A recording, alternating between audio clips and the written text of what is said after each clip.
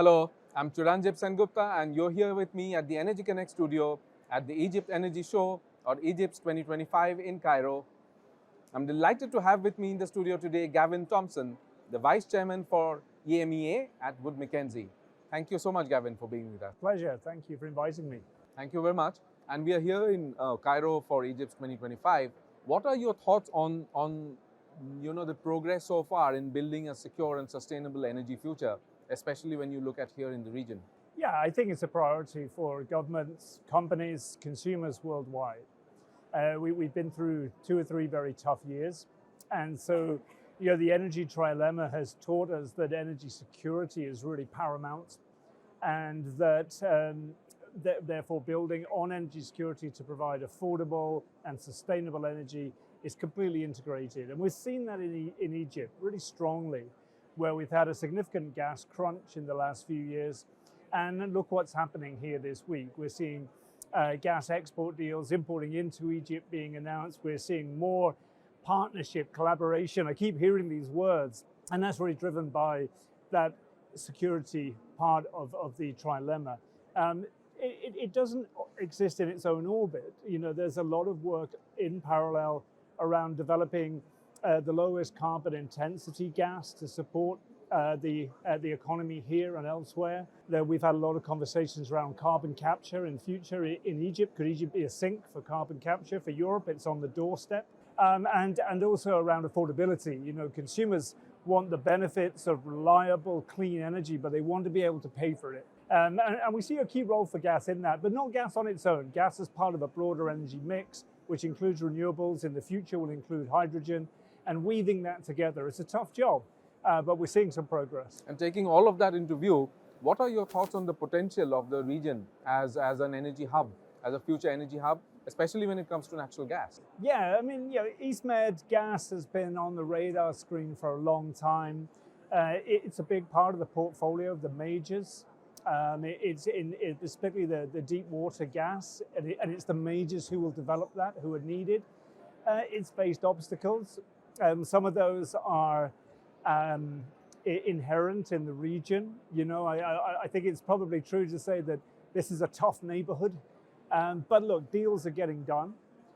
Here in Egypt, what's really important with new ministers in the government and with strong backing from the Prime Minister and the President is that we're seeing closer working relationships, again, partnerships with industry. A lot of listening going on right now to understand what is it that would make a deep water or an ultra deep water frontier gas project work.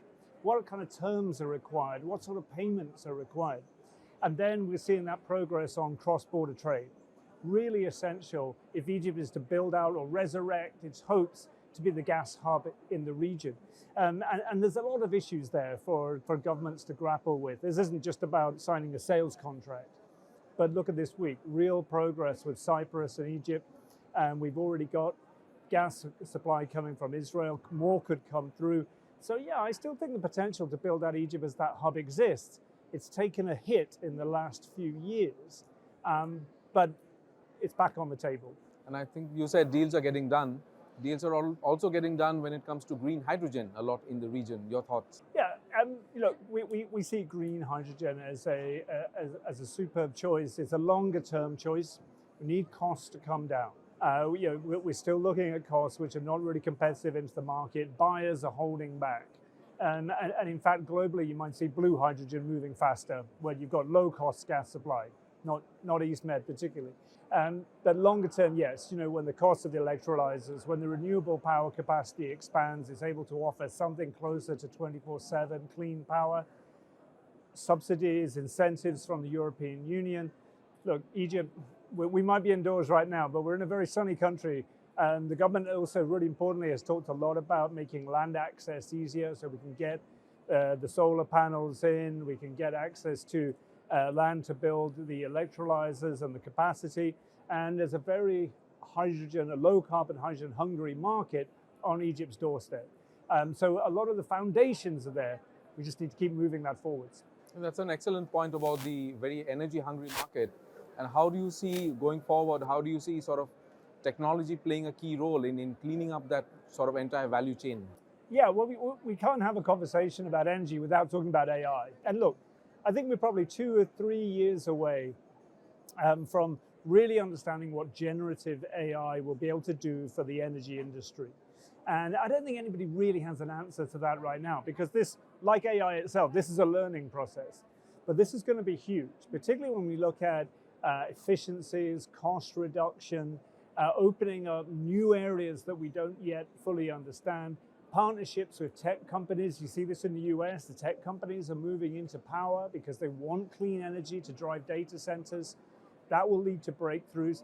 We're going to see phenomenal demand. I really do believe that, because as I say, I don't think we've really learned what AI is going to deliver. It's going to transform everything. And that is going to create huge investment opportunity. So pairing AI as a technology to help with the energy industry, with the demand that it creates from the energy industry, I think it creates a huge amount of opportunity for governments, for companies, for investors, and ultimately for consumers with lower and cleaner energy. And Gavin, finally, you're here at EGYPES 2025. What are your key takeaways and what are you hearing? As I said, it's been a really tough year. Tough few years in Egypt. What we're seeing here, we're in a very, very busy exhibition hall here. We've got an incredible list of VIPs and dignitaries and leaders here because there's opportunity. They're not coming in to talk about how difficult things are. They're coming in because things are moving forward. So I'm taking a very positive view on the role of Egypt, both as an energy market, but also as a hub for energy within the region, and that closer integration with key markets, particularly Europe. So really positive takeaways. Gavin, it's such a pleasure to have you with us at the Energy Connect studio. Thank you so much. Thank you. Thanks for watching, and to get more thought leadership interviews like this, don't forget to log on to energyconnects.com and follow us on social media to know when interviews like this go live.